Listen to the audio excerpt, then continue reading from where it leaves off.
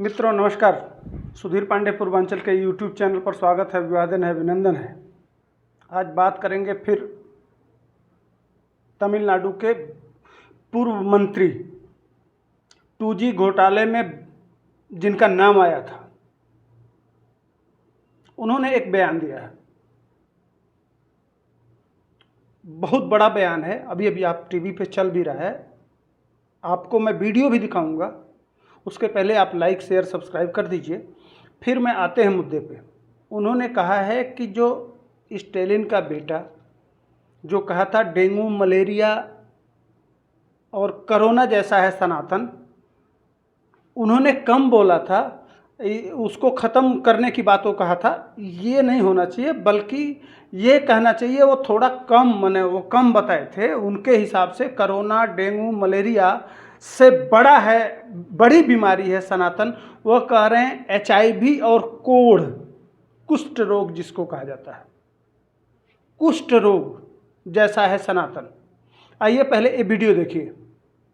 तमिलनाडु के मंत्री उदयनिधि के विवादित बयान के बाद अब DMK नेता ए राजा ने भी सनातन को लेकर एक विवादित बयान दिया है। क्या बयान है राजीव? बिल्कुल, ए राजा ने कहा है कि उदयनिधि ने अपने बयान में नरमी बरती। राजा के मुताबिक सनातन डेंगू और मलेरिया नहीं बल्कि HIV और कुष्ठ रोग जैसा है। ये उनसे 2 कदम आगे चले गए। तो अब ये विवाद भी 2 कदम आगे बढ़ता हुआ ही नजर आएगा, क्योंकि पहले ही उदयनिधि ने जो बयान दिया उसको लेकर FIR तक दर्ज हो चुकी है उत्तर प्रदेश में। और ऐसे में अब एक नए नेता जिन्होंने इसमें और आग में घी डालने का काम किया, एक और बयान उन्होंने दिया जिसमें उन्होंने कहा कि तुलना उन्होंने आसान कर दी डेंगू मलेरिया से, HIV और कुष्ठ से करनी चाहिए सनातन धर्म की तुलना। ஆனால் எனக்கு என்ன விந்தையாக இருக்கிறது என்றால், உதயநிதி ஸ்டாலின் அவர்கள் மென்மையாகத்தான் சொன்னார், மலேரியா போல டெங்கு போல ஒழிக்க வேண்டும் என்று. மலேரியாவுக்கும் டெங்குக்கும் சோசியல் ஸ்டிக்மா இல்ல, அது ஒரு அருவருப்பா சமூகம் பார்க்காது. அருவருவாக பார்க்கிற ஒரு சனாதனத்தை சொல்லணும்னா முறைப்படி ஒரு காலத்தில் தொழுநோய் இருந்தது, இப்ப HIV இருந்தது. எங்களை பொறுத்தவரை HIV தொழுநோயை போல HIV போல சமூக அவலம் நிறைந்த ஒரு நோயாகத்தான் நம்ம பார்க்கிறோம். ஒன்று, இன்னொன்று சனாதர்மத்தை கடைபிடிங்கன்னு பிரதமர் சொல்றாரு। वीडियो देख लिया आपने। अब आप तय करिए कि ये इंडिया गठबंधन के लोग इसको जस्टिफाई कर रहे हैं, लालू यादव के पुत्र तेजस्वी यादव, वह भी यही बताना चाहते हैं कि यह कुष्ठ और कुष्ठ रोग जैसा है या HIV जैसा है या डेंगू है, मलेरिया है, ये सब लोग जस्टिफाई कर रहे हैं। और एक तरफ इनके पिताजी और माताजी और इनका भाई मंदिर मंदिर घूम रहे हैं। आज कृष्ण जन्माष्टमी है, कृष्ण जन्माष्टमी की सारे लोगों को बहुत बहुत मेरे तरफ से शुभकामना, बधाई। एक तरफ पूरा बिहार, पूरा उत्तर प्रदेश जो रामकृष्ण की धरती है, वह कृष्ण जन्माष्टमी पर हर्षोल्लास से हर घर में पूजा पाठ हो रहा है। हर घर में भगवान कृष्ण को याद करके संगीत वाद्य, कहीं रामचरितमानस का पाठ हो रहा है तो कहीं हरे रामा हरे कृष्णा हो रहा है। तो घर के छोटे बच्चों को भगवान कृष्ण बना के और गोद में हमारी माताएं लालन पालन कर रही हैं। उनका आज कितना पूरा देश एक तरह से आह्लादित है, खुशी मना रहा है। उसी में उन मनाने वालों को यह तोहफा दिया गया है INDIA गठबंधन के तरफ से कि यह कुष्ठ रोग, यह जो आप मना रहे हैं, आप जो मना रहे हैं वह कुष्ठ रोग के तरह से है। आप जो मना रहे हैं वह क्या है? HIV एड्स जिसको कहते हैं, एड्स जैसा है। 2 दिन पहले आपने कोरोना और क्या क्या सुना वो तो सुना। आज इसको जो वही ए राजा हैं जो 2G 4G जीजाजी वाले घोटाले में कनिमोझी और ये वही पार्टी है, ये कांग्रेस के साथ गठबंधन में थी। इसी को सारा व्यवस्था दिया गया था। यही लोग हैं, वहाँ घोटाले कर रहे थे। वो इस देश के लिए कुष्ठ रोगी नहीं हैं, लेकिन इस देश में जहाँ सर्वे भवन्ति सुखिनः कहा जाता है, विश्व बंधुत्व की भावना की जाती है। चींटी से लेके हाथी तक सबकी पूजा की जाती है। सबको, कुत्ते तक को रोटी खिलाया जाता है, चींटी तक को आटा डाला जाता है। सारे गाय को माता समझते हैं, सबको अपने परिवार का सदस्य समझते हैं। वह कुष्ठ रोग है, और वह एड्स है, वह डेंगू है, वो मलेरिया है, वो कोरोना है। अब आप तय करिए।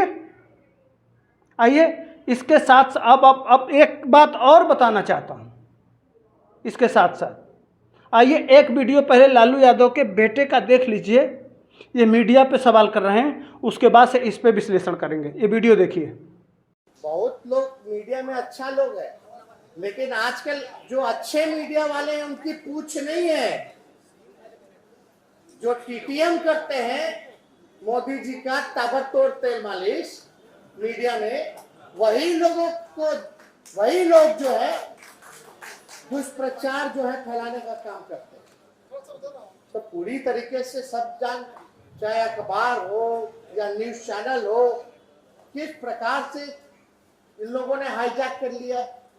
तो वो अपना एजेंडा चलाएंगे। एजेंडा खाली हिंदू, मुसलमान, मंदिर, मस्जिद, कश्मीर, यही सब चलाते रहेंगे और कोई मतलब नहीं।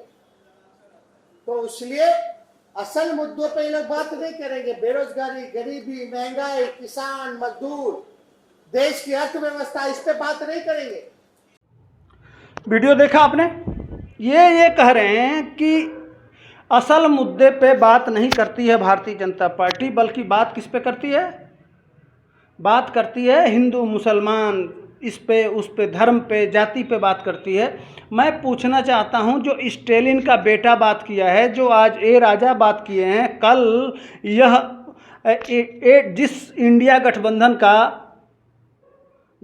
का सबसे बड़ा पार्टनर है स्टेलिन, उसका मुख्य प्रवक्ता कह रहा था उत्तर प्रदेश और बिहार में मूर्ख रहते हैं। यह सब सेकुलर है। माने हिंदू धर्म को अगर इस तरह से कहा जाना चाहिए, ये आप इसको जस्टिफाई करते हैं, इसको आप स्वीकार कर रहे हैं, ये होते रहना चाहिए। लेकिन अब वही बात कह दिया जाए कि उस आसमानी किताब में क्या लिखा है, उस क्रिश्चियन के और बाइबल में क्या लिखा है। नहीं, किसी भारतीय जनता पार्टी के नेता ने बोला क्या? एक लड़की, एक जो किताबों में लिखा गया है, उस किताब को आधार बना के कोड करके उसने टीवी पे बोल दिया। पूरे देश में क्या हुआ? कोहराम मचा दिया था आप लोगों ने कि ये नहीं बोलना चाहिए। पूरे देश में कोहराम हो गया। वो आज भी घर से बाहर नहीं निकल पाती है। नुपुर शर्मा, याद होगा आप लोगों को। नुपुर शर्मा के समर्थन में राजस्थान में एक व्यक्ति सिर्फ अपने व्हाट्सएप पे स्टेटस लगा देता है। स्टेटस लगाने के लिए उसको क्या किया गया आप जानते हैं? उसका गला काट दिया गया भाई साहब। उसी तरह से महाराष्ट्र में उमेश कोले नाम का व्यक्ति एक स्टेटस व्हाट्सएप पे लगा देता है। उसका सगा मित्र जिसके बच्चों का एडमिशन कराता है वो आदमी, उसके बच्ची के शादी में 1 लाख रुपया देता है, वह उसका गला काट देता है। उस पर वो हिंदू मुसलमान नहीं हुआ।